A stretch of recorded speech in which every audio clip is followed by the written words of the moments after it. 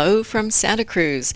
Welcome again to Go Ahead and Tell Me from wherever you are listening in the world. I'm Denise Lane. And I'm Susan Douglas. And today we welcome Ryan Cooley, who is a seasoned sommelier and co-founder of Vin Vivant, the acclaimed Capitola village wine bar he opened with his longtime colleague and friend, John Haffey. A former member of the sommelier team at the Michelin-starred Aubergine in Carmel, Ryan brings deep wine knowledge, hospitality artistry, and a passion for making great wine approachable for everyone. So welcome, Ryan. Yes, welcome. Excited to be here. Yeah. So this is quite an achievement to step out of a Michelin-starred restaurant in Carmel and open your own business. So how did all this happen? Yeah, I kind of realized about a couple years ago that I couldn't work in restaurants forever, at least as an employee. So I started to look for opportunities, and fortunately I found one. And so I put my notice in at Aubergine, and then while we were negotiating, that business caught fire. That deal fell through, and then the wine bar in Capitola popped up about a week later on a business for sale site, and it was just right time, right place, right price. Everything was perfect. So just felt like what was meant to happen happened, Absolutely, the timing then was right there. 100%. Yeah. Wow. So tell me about your colleague John Haffey. How did you become business partners? Yeah, so he hired me on at Aubergine as a sommelier. At the time, he had already taken over the position of wine director. He was pretty fresh into that position. I think 6 months, 8 months. Right. He had been the wine director there. They needed a role filled coming out of the COVID and pandemic. Their previous sommelier had moved, I think, up to Oregon. So I filled the role, and we quickly, realized we worked really well together and became good friends. And, where we both have our own kind of strengths and weaknesses that fill, both sides of that. So we kind of became this dynamic duo at Aubergine as the sommelier team. It's really fun. Great. Yeah. So let's just step back. How does one become a sommelier? There's a lot of different routes. I would say both mine and John's pathways were a little different. I think 7 years ago, John was working at a PetSmart or Petco, and he just always had a passion for food and wine. And he got a job at Folktale, and so started learning. And he was just always the kind of guy that's always curious and asking questions, wanting to hang out with the winemaker. Whatever he could learn, he just absorbs everything like a sponge. Right. And then I think he landed at Aubergine, and that's where things really took off for him. For me, I've been in restaurants since I was 17. So I'm career hospitality, kind of always around the fine dining level. With some stints away and stints back. But my first job where I really took a deep dive was Gracings down in Carmel, which now has a Grand Award. And the wine director there was responsible for a 20,000 bottle cellar, and he was begging the servers to help him with the inventory. And I was a server there at the time, and all of the older servers didn't want to do it. Right. And so I was like, hey, I'll be your cellar rat, as they call them. And I just, just teach me. I want to learn. Yeah. Then he encouraged me to take my exams. So there is an exam process to kind of prove you know what you're doing. You get a little pin if you pass. Okay. So both John and I have gone through the quartermaster sommeliers, took our intro exam and then our certified exam. But I think for the most part, both of us are self-taught, learned on the job. We didn't go through any formal education, which is a little different. Yeah. That is, yeah. Well, it's very good to know that if, people can achieve that if they put their mind to it. Yeah, 100%. Yeah. Yeah, and you must have had some good mentors I working did. at very fine restaurants. Yeah, Gracings, Chris Edmonds was the wine director there that kind of took me under and coached me. He lives up in Boulder Creek. He was there for a while, another career hospitality person. And then after that, really the learning at Aubergine was pretty accelerated with the wine pairings and the higher end wines that we get access to and get to try. And it really helps when you get to taste. So, before any bottle hits the table, whether it's the pairings by the glass or a bottle that we sell to a guest, we're tasting it to make sure it's sound. So you really develop your palate a lot, and then you're kind of putting the pieces together of what you're studying to, your palate, to your, what you're actually tasting. Yeah, that must have been fascinating. Oh, it was that great. Must have been really fun. A lot of fun. Yeah. We would have liked that job, I mean, really. we pay to go to wine pairings. Absolutely. That's awesome. No, really feel quite lucky to have worked there and worked with John. Yeah. He's a really talented and hardworking individual, so it's cool. Right. Now, how many Michelin stars do they have? We got our second star last year. Oh, very good. Yeah, that's so that was pretty exciting. When I started, they were coming out of the pandemic. They were ramping up and really pushing to get that second star. So Yeah. they finally had it awarded last year. Very good. Yeah. Now, with that process, is it like a secret person comes into the restaurant and you don't know they're Michelin and they that's how it works? 100%. They're like the Secret Service. Right. You have no idea who they are. We think there's been times where we thought we knew who it was, and then it turns out, based on the photos that are posted on Michelin's website and the dishes they reviewed, that wasn't the person. So it's impossible. But that just further guides your hospitality to you treat every guest like an inspector. You make sure they have a great time, and I think that's why Michelin's so coveted, is because they're like the Secret Service. Restaurants that are in the ranking, you just know that they're consistent and know the hospitality's great and know the food's great. Right. So I think that's why it's become so lauded in the hospitality industry. Yeah. Yeah, and isn't it all about the experience, and how do you create the experience for your customers? Yeah, so Michelin's it seems like they've changed a little bit over the past 5 years or so. It's really all about the food now. It used to be, and granted, there's a certain level of service to it at 2 and 3 star restaurants, but especially now it's really about the food. Like there's taco stands in like Mexico City and LA that have a 1 star. Oh, really? Yeah. I didn't know that. Because the food's that good. So I think Michelin's really trying to make it all about the food, and the experience plays a part in the location, the title location, stuff like that. But I think it used to be like, is service perfect? If a fork gets dropped, is it picked up in a certain amount of time? It used to be about kind of more those formal things, but I think now it's more about the food. And they used to. I read a book by I don't recall who it was now, but he in New York, and they would actually look up the guests and they would find out about them so they could greet them by name and give them this whole experience. Yeah, that was really important a number of years ago. That's 11 Madison Square Park. Yes. Yeah. Yes. They've been a 3-star for a long, long time. And we're on the world's 50, won the world's 50 best restaurants, which is another kind of highly regarded list in the hospitality industry. Yeah. That restaurant's legendary. So what is the world's top restaurant, do you know? The most recent, I haven't read the 50 best in a while, but the most recent I remember is Central down in Peru. In Peru? It's this incredible restaurant. It was cool because not this past year, the year before, Chef Justin from Aubergine took the back of house team down to Peru on our January closure, and they went to Central and got to experience it.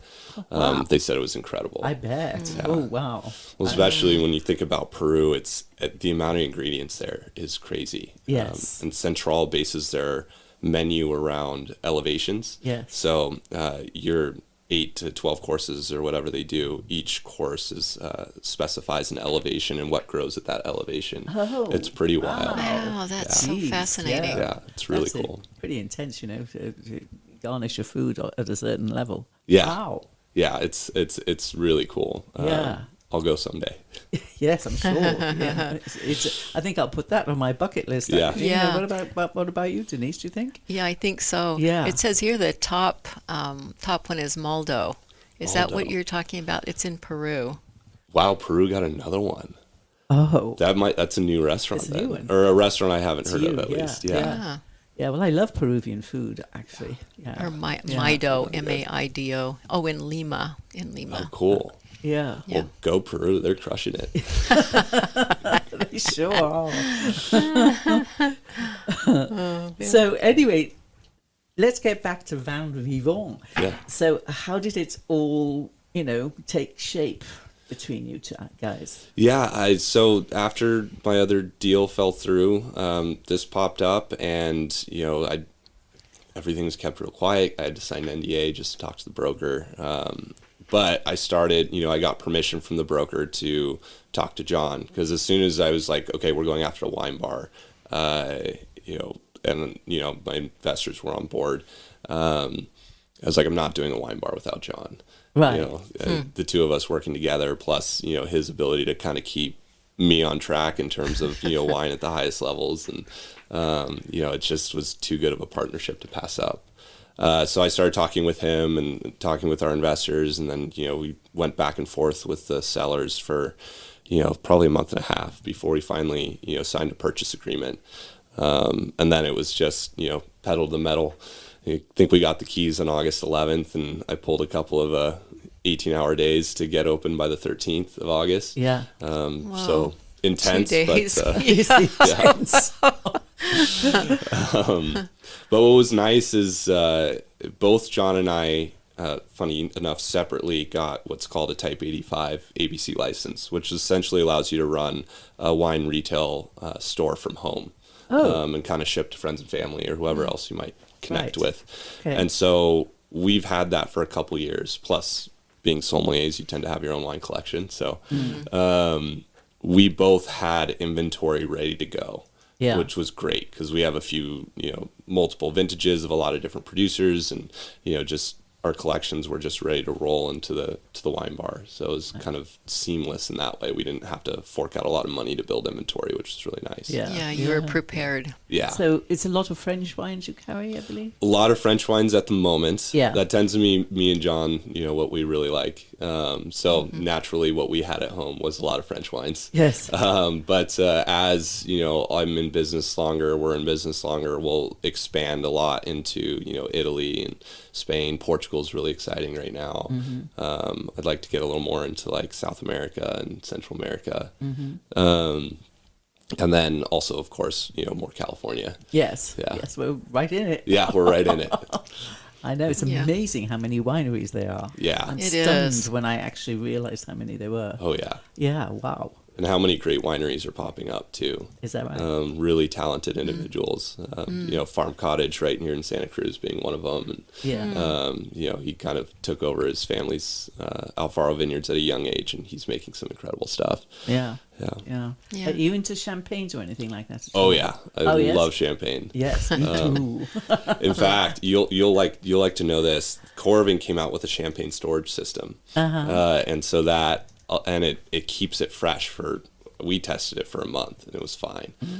So that single-handedly allowed us to create a champagne pairing with the menu at Aubergine. Oh, right. Because we'd wanted to do it for a long time, but due to the wastage and things going flat, we couldn't do it. So now there's a champagne pairing at Aubergine.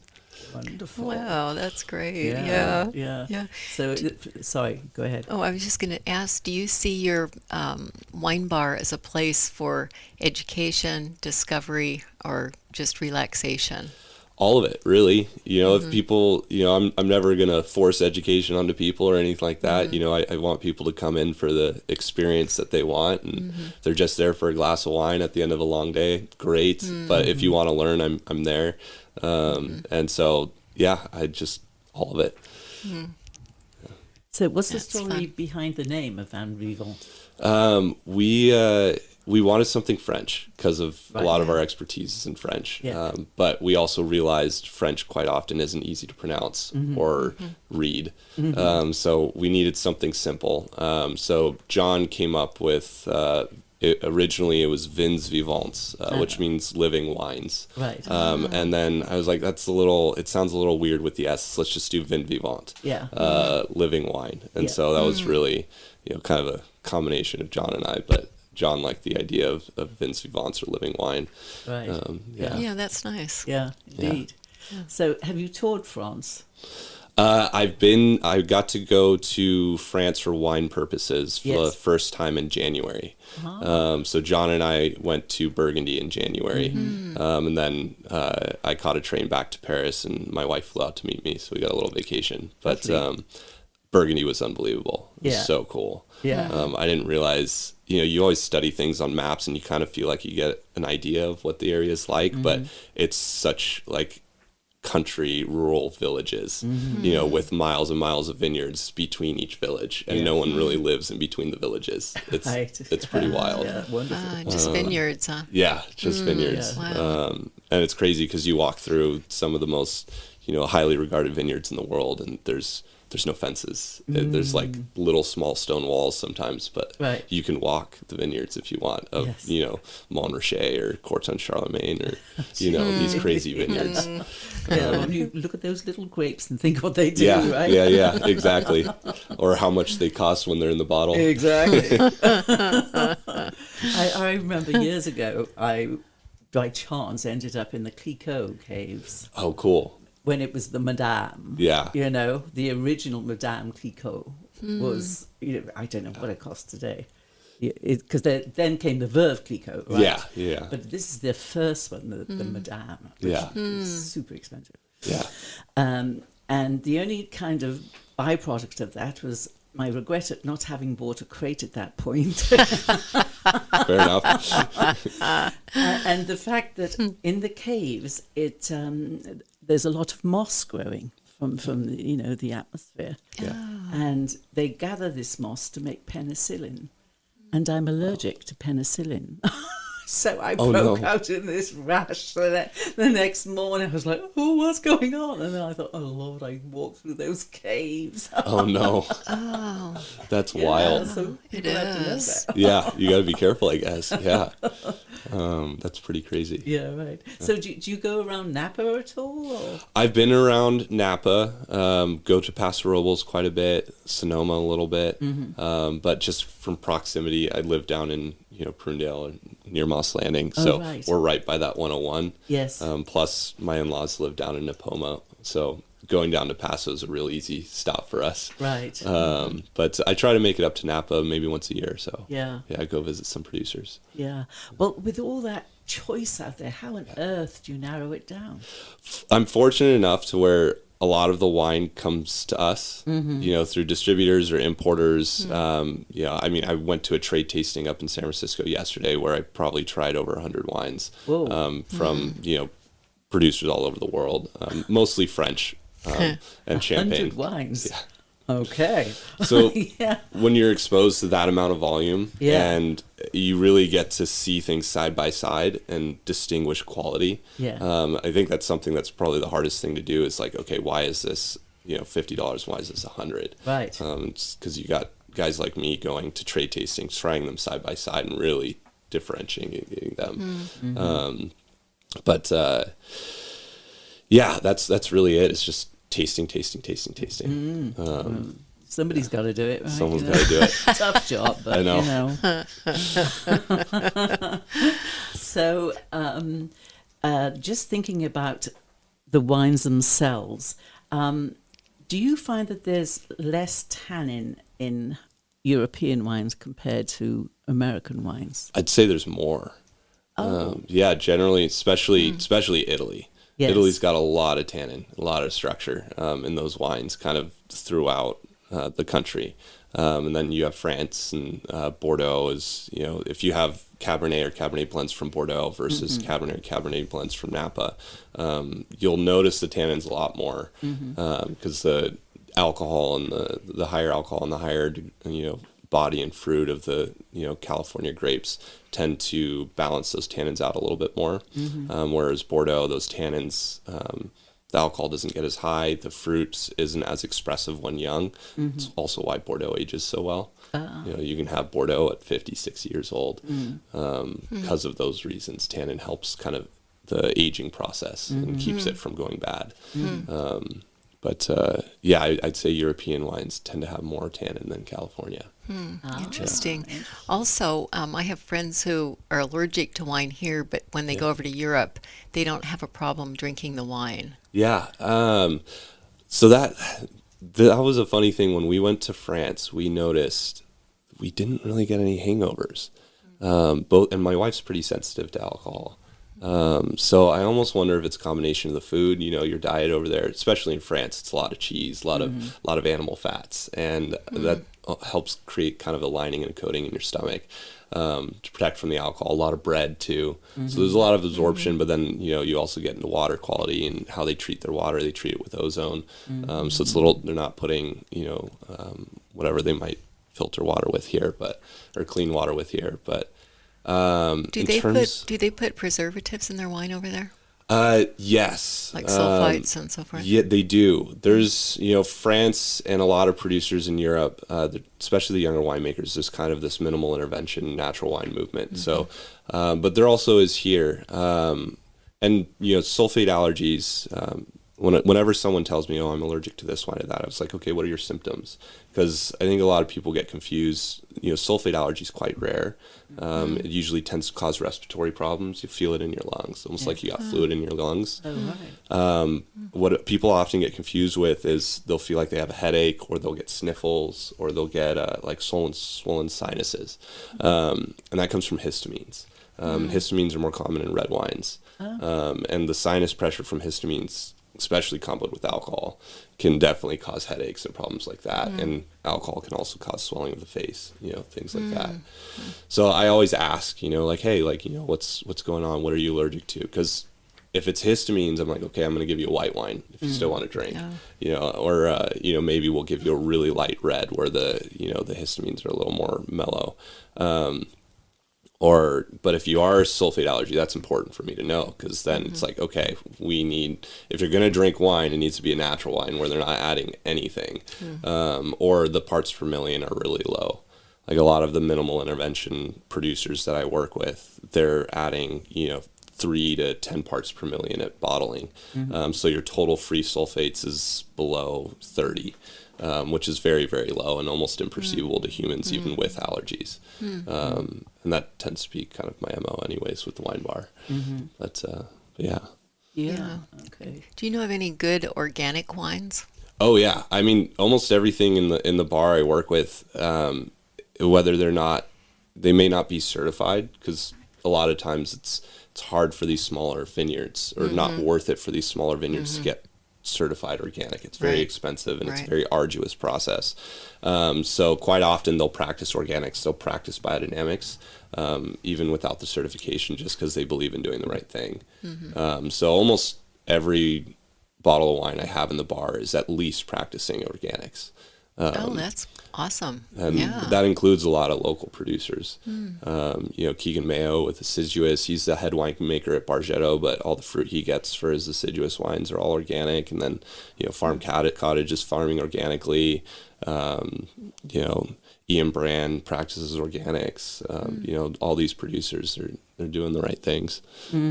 What classifies organic? So there's... remember my technical information here. Sorry. No, you're all good. Organics is limiting the use of herbicides and pesticides first and foremost in the vineyards. Right. But if you're certified organic, it also dictates what you can do to the wine in the winery. You're not allowed. You're only allowed to use a certain amount of preservatives. You're not. Everything has a limit to what you're allowed to use. Yes. So, and I think that's the distinction, because there's such things as there's organic certification for the vineyard, but then the one you want to see is the winery certification on the bottle. That's the important one, because I think for a long time there were producers that were buying organic grapes and then doing what they wanted in the winery, and but that's going away. I haven't. Most of the producers I see these days, they don't do that anymore. Okay. Well, not years ago, recently, I used to live in Italy. Yeah. And they used to have a wine there they sold that was local. Yeah. They sold by the litre. Yeah. And it cost €2. That's the beauty of Italy. I think that was organic. Yeah. Well, I mean, if you really think about it, herbicides and pesticides are expensive. Yeah. They're not cheap. So, I mean, especially when you go over to Europe, the land's been in the families for generations, and they're not, they're charging €2 a bottle. It might be the case where they can't really afford herbicides and pesticides in a lot, especially if it's a small family vineyard. Yeah. So I think there's a lot of producers, especially in Italy, with how vast it is, where it's just your small family vineyard, and they get the fruit they get, and they make wine. And, that's right. It's the locale. Yeah, they sell it to the local bistro. Yeah, and it doesn't cause hangovers too. I hasten to add. Oh, that's great. What are wine trends that excite you right now, and what are some that you roll your eyes at? I'm right now. It's more kind of regions. I truthfully think the Santa Cruz Mountains is one of the most exciting regions right now. I think the producers and the winemakers are really starting to dial in what grapes grow well where, and making some really world-class wines. But then you go back to France, and I love Jura.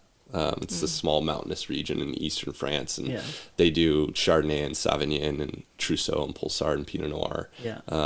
And almost the entire little village grows organically or biodynamically and makes their wines minimal intervention or natural. They don't know any other way. So the wines are great. They're very kind of different and funky and can take some getting used to, but it's a region I really like. Grower champagne is something that's really exciting, although it's not always easy on the budget. But the kind of younger generation coming up in champagnes, they're making some incredible wines. Now, champagne, does it need a chalky soil? Well, it can be mixed. I mean, a lot of champagne is that like chalky, calcareous kind of limestone soils, but you have everything from, like the Marne Valley to, the Côte Blancs to the Montagne de Roms, and you'll get varying soil types depending. So you don't need chalky soil to make good champagne. And a local producer, Caraccioli Cellars, is probably a great example of that. They're in the Santa Lucia Highlands. They're making fantastic sparkling wines. And I forget what their soil structure is out there, but it's certainly not the limestone and the, calcareous soils of Champagne. Okay, yes, because apparently some fault went under the channel and showed up in Kent, in England, right? From France. And they started growing grapes there. And now they say, I don't know if you would agree with this, that some of the champagnes they can't call them champagne because it's not in Champagne. Sparkling wines they're producing are actually great contest to the French ones. But do you agree with that? I haven't gotten to try any outside of a producer called Digby, but I've had like one bottle. But I have heard they're fantastic from people that I trust. So I have heard the sparkling wines in England are getting quite good. And a lot of that too is just they're seeing warmer and warmer climate. That's part of the reason why you're starting to see still wines from Champagne. They're doing Pinot Noir and Chardonnay in their champagnes, but then they're also making some still wines from it, which is also really interesting. But because for the first time, it's been warm enough to do so. And some of the Côte de Champenois, as they call it, are quite good. But yes, I have heard the English sparkling wines are getting really good. I just haven't had the chance to try them yet. Would you consider bringing something like that in, or is that? If it comes in at again, everything's about price point. I want to make sure I'm providing, at every price point, something that I feel exceeds that price point. That's kind of my goal with the wine shop. If I get English sparkling wines in that, I feel hit far above the belt in terms of quality and what they're charging, I will absolutely bring them in. Okay. So your by the glass list and 2 ounce pours are really approachable. Right? So, how did that decision evolve? So truthfully, I didn't want to pour wine flights. I didn't like the idea of maybe you're being forced to drink something you're interested in, then maybe 1 or 2 things you're not so interested in. I'd much rather you have the choice of what you'd like to drink, what speaks out to you on the menu. Or maybe you want to try, 3 whites of varying degree, and then I kind of pick it out and customize it for you.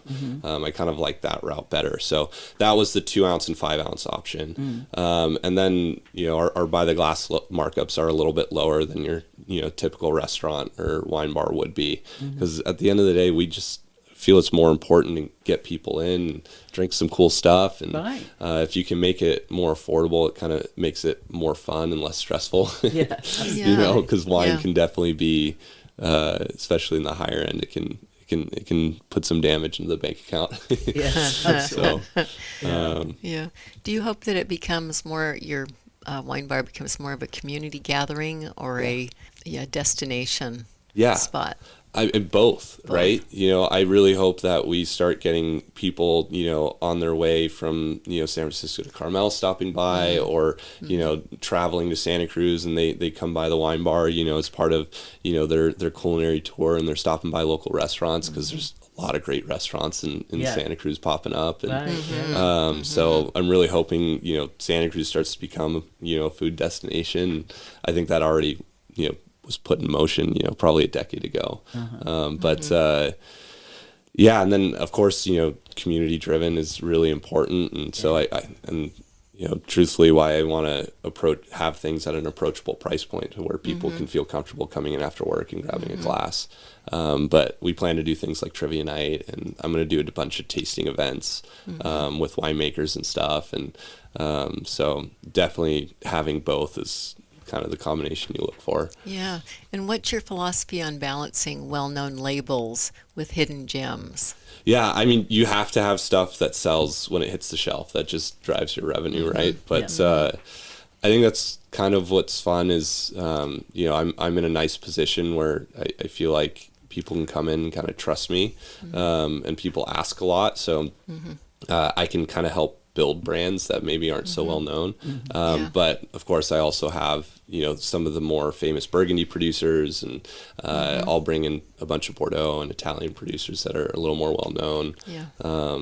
Some Napa producers. And so it is really just a fine balance, but I think I'm going to lean a little more on the unknown, because, I feel like people are confident in my ability to kind of coach them into something that they might like. Yeah, and wine lovers are curious. I mean, I like discovering new wines. Oh, and I like learning more about it. Yeah. 100%. Yeah. Well, I always It's tell fun. people too, like, if you don't like it, I'm not going to get offended. I didn't make the wine. Yes, Like, if you don't like it, that's your preference, and I just need to be better at finding something you do like. Right. Just Be guided. Yeah. Absolutely. Everyone's got different preferences. Yeah. Now, what's your opinion on rosé? For me, I would say Provence is the place, but I mean, is there alternatives on your list? 100%. I mean, obviously the south of France is kind of, the famous rosé area, but there's some great rosés from California. Like right now we're pouring Jolie Laid by the glass.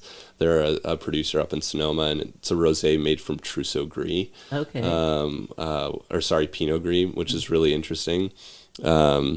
So, and again, it also comes down to personal preference, right? Some people like that fresher Provençal kind of French style of rosé. And then some people want something with a little more fruit and a little more body to it, maybe not so much acid. Right. So that's where, I do my best to kind of have both and some stuff in between. Yeah. And, kind of guide people according to what they're looking for. Yeah. It's got a lot more popular, it hasn't has. it, over these last years? Yeah. Rosé. Yeah. Yeah, I will say my favorite rosé is from France, but it's not your typical like southern French rosé. It's a producer called Clos Sabon. They use over 100-year-old Tiburon vines. And they're just famous for doing this Tiburon rosé, and it tends to be kind of fat and round and really plush for a rosé. It still has a nice backbone, but I can't get enough of that. Really? Yeah. Yeah, Whispering Angel is the one, that's touted everywhere, isn't Oh it? yeah, it is. Yeah. Well, that's I think Whispering Angel. What is that? Angelina Jolie and Brad Pitt. Oh, is that what it is? I think that's their wine. Yeah. Is it really? I didn't know that. Or maybe not so much that since they're together, one of them might have sold. Yeah. But Or the other, yeah. They probably fought over it. Yeah. Yeah, exactly. Wow. Well, that was a revelation. I didn't know that at all. What do you hope people will take away after spending time at your bar, your new wine bar? I guess just maybe being open to trying new wines. I have a lot of cool stuff by the glass and by the bottle, and and just kind of yeah, being open to trying more. And I'm hoping I can kind of push boundaries with people that might be like, oh, I only drink this or I only drink that. It's like, okay, well, you might like this, and then hopefully I can build that rapport with people and be like, okay, he gave me this last time and it was awesome. What else you got? Yeah, and then also just I'd like to continue building a sense of community where people come in, just taste cool things and through tasting events and stuff. But How did you get hooked on wine? How did that happen? I tell people I'm hooked on hospitality. I think that was the cool thing between me and John is John's probably the only person I've ever met with a near eidetic memory, like photographic memory. He's we go to into tasting and he remembers 90% of the information. I remember my favorites.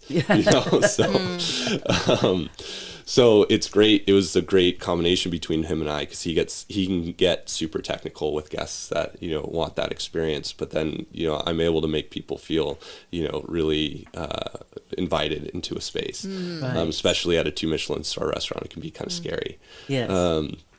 So I think that was where it stemmed from. Is I just wanted to get better at hospitality, and in order to get better at hospitality, I had to learn about wine. I had to learn about cocktails. I had to learn about beer. And so when I had that job at Gracing's, that was my opportunity to really learn about wine, so I could be better at my job. And then came the sommelier certifications, and I realized like, okay, this is a big part of the industry. I really need to keep going with this.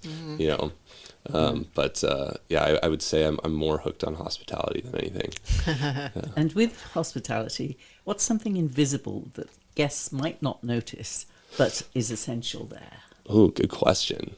I think it depends on where you're at. Yeah. Right. Because especially at Aubergine, we had 7 or 8 front of house people. We had 16 chefs or cooks. Whoa. So the amount of people it took to put that 8-course menu together on a nightly basis, it's so much work.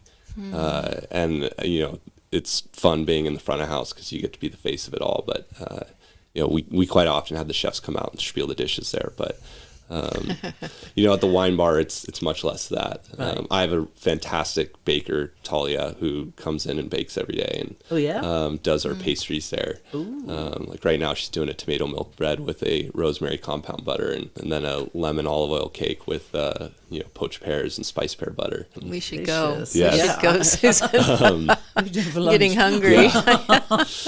But but she's very much in the background. She's there before even I get there. Kind of baking, setting up, and then all I'm doing is assembling. So maybe that's the biggest thing is how much work the back of house puts in to make some pretty incredible stuff and make things happen. And maybe the amount of glassware that gets polished. That's a fun one. I think I did the math once. I think I polished. Between me and John, we probably polished over 10,000 glasses a year, if not more. Whoa. So, that was a kind of staggering the back number. end, you don't think about the back end. You just think about, this is a fabulous dinner. These are beautiful glasses. Yes. Not Everything everything looks and tastes so good. You don't think about what went into getting it to there. Wow. Yeah, and to that point, maybe the winemakers too, how much work goes into that single bottle of wine. That's pretty cool, Yes. But, nobody understands the amount of absolute slog. Oh yeah, it goes into presenting something very palatable. Yeah, 100%. Yeah. Wow. So you're serving these delicious breads and pastries. So are you going to serve a bigger menu at all, or are you going to keep it just taste? We're going to keep it. So I have our cheese plate from Andante Dairy up in Sonoma. Fantastic cheesemakers. So Young's the cheesemaker's a genius. And then we have saucisson sec, which if you've been to France, you may or may not have had saucisson, but it's this delicious cured meat. And I could not find it stateside when I got back from France, and Really? I searched everywhere. I finally found this couple who trained in Italy. It's a husband and wife. They were in Italy for 15 years. Yeah. And they started Journeyman Meat Co. up in Sonoma that Okay. does a really good sauces on sec. And then, Castleville Triangle olives and Marcona almonds, but that's really just small bites. Right. I'm not a chef. I don't need to pretend to be a chef, No, just something to nibble maybe, with wine. It does, exactly. It actually calls for it sometimes. Yeah, If you're on 100%. your fifth glass or something. Definitely. Fifth glass. But I'm happy to work with my neighbors too. Caruso's next door, fantastic Italian place, and we kind of have this, relationship going where Synergy. Yeah, people can order some food from her and eat it in the bar. People can take, if they're finishing up their glass of wine, waiting for a table over at Caruso's, they can take, their glass over. That's a nice lovely, reciprocal arrangement. Yeah. That's lovely. So I always, if someone's looking for an entree, tell them bring something in from somewhere else, somewhere other local business. Right. Yeah. I don't mind. Has a great rep too. They do. Yeah. They seem to be the locals' favorite for sure. Yeah.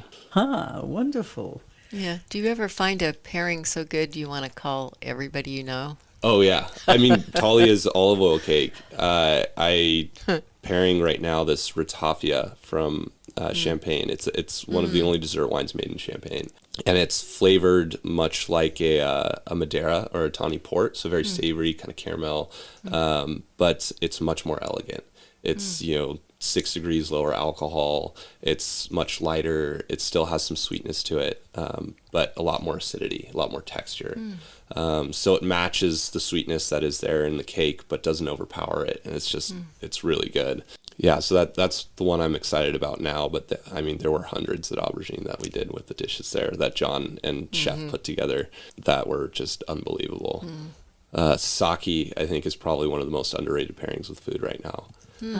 Sake. Yeah. Well, do you carry sake? I do. Oh, I have really? 2 sakes by the glass. And I'll continue to build the list through pouring it by the glass. I'll rotate stuff and then keep some bottles aside for the list. And what do you pair sake with? Everything. Everything. Anything from like lighter seafood and oysters and stuff like that to we even started pairing it with some of our grilled meats, Really? as part of the wine pairing, Yeah. because it was so good. I mean, we didn't pour it in place of like a great red wine, but we gave you a little taster on the side. Right. And it was funny how many people were like, the sake was such a good pairing. Yeah.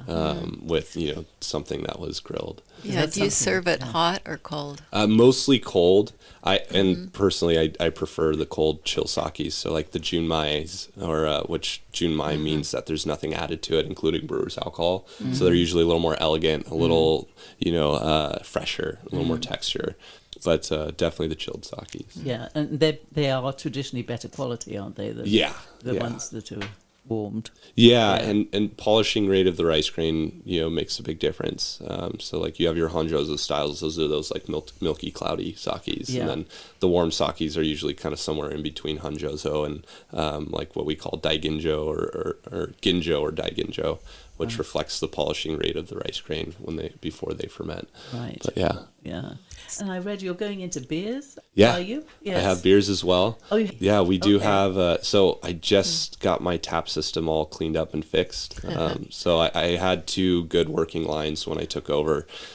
So we brought in Corralitos Brewing Company, and then I'll be working with a lot of local breweries for the beers. And there are some very good. There's some really good ones. beers. Yeah. So this week I'm bringing in Fruition and Alvarado Brewing Company, and then we'll bring on Humble Sea. We'll bring on Slew Brew. We'll bring on as many locals as we can. Okay. Yeah. And you'll rotate them. We'll rotate. I only have 5 taps, so things will rotate frequently. But it'll make it fun. Yeah. Oh, yeah. I'm a bit slow on beers. I mean, what is an IPA beer compared to something else? Yeah, so IPA stands for Indian Pale Ale. Okay. And where it really was created is, the UK was famous for their pale ales. Right. But when they went over to colonize India, they wanted to ship their beer out there. But what they found happened is the beer got more bitter I think they put some hops in it to kind of stabilize the beer while it was traveling, but because of the heat and everything, it got more bitter and more intense and more degrees of alcohol. So they ended up calling that Indian Pale Ale, or IPA. So your IPAs will generally have, higher bitterness units, and then slightly higher alcohol than, say, a blonde ale or a pale ale. Right. Okay. Yeah. I know. It's How nice. about the hazy? Yeah, so that's kind of somewhere in between, right? That's hazies are kind of a nice balance. You get a little bit of fruit and kind of more mellow bitterness. It's not, IPAs can be quite bitter sometimes, so they're somewhere in between, like a blonde ale and a hazy IPA in terms of, or an IPA in terms of flavor. A nice entry point for someone trying to get into that style of beer. Yeah, they're kind of fruity. Yeah. You just you just tasted that, Susan. Yes. Susan loved it. Yes, I did. Yeah. It was amazing. I really did love it. I mean, Yeah. I go out and buy that. This is at my partner Denise here is actually a Swiftie. And so we went to the movie this last weekend. Oh, awesome. She talked me into it. And I was really thirsty. Yeah. And the cinema was Yeah, serving this yeah. beer. That's awesome. On tap. That's fun, isn't it? Yeah. And it was the first time I'd ever tried it. And it was delicious. Yeah, we hazy had so IPAs much are fun. great. Yeah, That's was really great. funny. How was the movie? It was good. Everything she does is good. Yeah. I mean, she's amazing. Yeah, Oh, yeah. She's a total convert. So, Yeah. you know. there you go. She's fun. So, what are the kind of future plans? You going to keep as is, or Yeah. yeah, I'm just going to keep building the list. You might notice some changes in the aesthetic here and there, but we're just kind of right now sinking our teeth in the business, seeing how it goes. I think really we're just waiting to see how winter goes. Yeah, I was going to ask you Yeah. what your plans are for winter, because there's no tourists. It's Yeah. raining. People kind of hunker down. They think Yeah. it's in California. It's like it's snowing when it rains. Around here, everybody is like, "Oh, it's raining." Yeah. we need it though. Yeah. Yes. So January, February, I think once we get through January, February, then, we'll see where we're at business wise. And then I'd like to, change some aesthetics around if I can, kind of Right. come March, April, some minor stuff, fresh paint, Yeah. different colorings, a little bit of art, stuff Right. like that. Yeah. So that's it for now, but I'm going to continue to build the list. Right. The wine list will always be kind of the priority. Yes. Yeah. Yeah. Yeah, I haven't been in there yet, and I'm really excited to try it. Oh yeah. Well, we'll definitely now after we've heard all this. Yeah, yeah. Excellent. So, if you could leave our listeners with one bottle recommendation and one life philosophy, what would they be? Oh, that's a tough question. It's tough to pick one. Have to be a bottle of bubbles, I guess. Yeah. Yeah. Bottle of champagne. Right now I'm pouring Le Large Peugeot by the glass. Okay. They're one of under 20 estates that have organic and biodynamic certification in Champagne. Really difficult to do. Yeah. They have a really unique style. Champagnes are great and they're not crazy expensive yet. Really? So yeah, maybe a bottle of that, one of their cuvées or one of their wines. Life philosophy. I don't know, just try new things. Yeah, keep trying, keep tasting, and even if you don't like it, it's not a waste of time if you don't like it because you're figuring out what you don't like. Right. And just keep trying new things. Yeah. Yeah. So, what would you say to a young person wanting to get into your business? Work hard. I mean, I started off washing dishes when I was 17, Yeah. and then I got the chance to be a busboy because we had 2 bussers calling sick. And after that, I never wanted to go back to the back of house, Right. like Yeah. front of house only. Yeah. But I was willing to do all the jobs no one else did. Take out the trash, mop the floors, whatever work they were willing to give me, I was willing to do it. And so, yeah, just keep open-minded. Learn, ask questions, work hard, and then find good mentors. Yeah. And keep trying to improve yourself. Yeah. Yeah, absolutely. Yeah, it's And great. you've got to be able to take the heat in the kitchen too with Oh, yeah. Michelin star, right? Yeah. I mean, Oh, yeah. that's drama. Yeah. I mean, they make TV shows out of it. Yeah. We were fortunate at Aubergine. Chef Justin, he's amazing. Yeah. And so level-headed. There's tense moments. I'm sure you talked to some of the back house staff there. There's definitely some drama, but it was definitely one of the more mellow in terms of the drama restaurants that I worked at. Oh, well, that's yeah. fortunate. Yeah, very fortunate. Well, and also, credit to Chef Justin and the culture that he built there. There's a lot of great people and really, and funny enough, a really young team there. I think there was maybe, when I started, there was maybe 1 or 2 people over 30. Everyone else was under 30, as the exception of Chef Justin. Right. But and same with the front of house there. All of us when I started were under 30, with the exception of our maitre d'. But he was, I want to say 33 at the time when I started. Yeah, so young crew, great culture. Yes, there's dramatic moments, but I wouldn't say anything like what you saw on TV. Like everything was, it was really well-oiled machine there. Yeah. Yeah. It has to be. Yeah, it At has that to be. level, 2 Michelin stars. Yeah. They got their stuff together. They There's do. no doubt. They do. Well, and the biggest thing is everyone cares. And that's really quite often when you do get drama, it's because both people care and they want to do the right thing, Right. and they're just disagreeing on how to do it. So, and I think that's what's really cool about that place, and maybe another life lesson for someone in the industry is like just care about what you do. Yeah. Because I can say without a doubt in my mind that everyone at Aubergine cares very much about what they do and are very intentional. But yeah.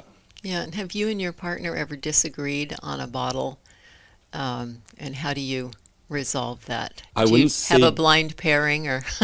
So I didn't do as much of the pairings. John was mainly the head with the pairings. I got to taste along because I had to describe the pairing and talk about it and do so from an educated standpoint. But I didn't create the pairings. It was very rare we disagreed about wine. We have different palates, but as a sommelier, you can't be you can't tell people not to drink something just because you don't like it or like that style. If they're looking for that style, you have to be open to that and find the best example of that. Yeah. So it's very rare we disagreed on a bottle of wine. Just maybe we'd have disagreements here and there on steps of service or order of how things needed to be done in the restaurant, but that was pretty rare with us. Oh, that's great. That helps. Yeah. That very helps. You fortunate. put all your energy into the business instead of fighting each Right. other. Yeah. That's very helpful. Well, yeah, it certainly hasn't happened in the wine bar. Well, and John's also, he's down at Aubergine full time. He's not at the wine bar very often. Oh, really? Yeah, Okay. he's still the wine director at Aubergine. Yes. And will continue to be that way for a long time. Yeah. But so he's less involved with the day to day, and really we just talk once or twice a week about like, okay, these are the wines I'm bringing in this week. What do you think? And he'll say, oh, you should also take a look at these. These came out, stuff like that. Right. It's really more just the creative, which is fun. Yeah, kind of talk about how things are going, ramping up and so forth. Yeah. Right, Yeah, yes, exactly. And you have a very good sounding board then if you ever, a dilemma over something. I'm Well, sure. yeah, and I will talk to him like, hey, I tasted this week. These showed great. Have you tasted them? And then he'll be like, oh, these were a little different or showed differently for me when I tried them. It's quite often the distributors will come to me and then they'll go down to Carmel and taste with him. So we get to kind of compare notes, Right. Well, it's been very enlightening having you here today. Yes, Thank you it's so been much for delightful. coming in. Thanks for having me. Yeah. Yeah. Oh, and we're going to come in for lunch. Sounds We good. are. For yeah. sure. On a day when we don't have anything else to do. There we go. Yeah. When we're not driving. Yeah. Right? Yeah. I think time is up. It regrettably. Yeah. Yes, but there we go. Thank you. Thank you. Yes, thank Right. you. And thanks to you, our listeners, for joining us and listening to our podcast. We appreciate you. Until then, it's Denise And Susan signing off. Ciao, ciao, ciao.